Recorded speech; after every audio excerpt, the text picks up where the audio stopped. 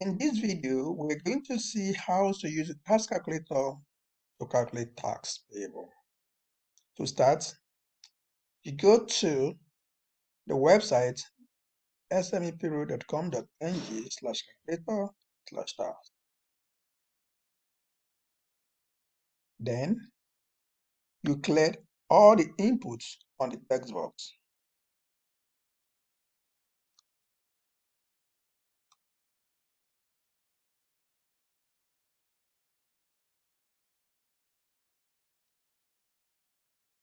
Okay, so having cleared all the input in the text box, you enter your value for basic salary.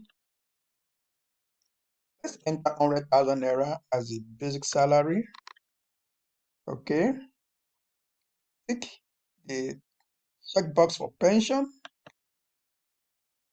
Scroll down to see the end result. Here you have your tax payable and you have your pension also calculated. And here you have the next salary, which is a take home. Thank you for watching.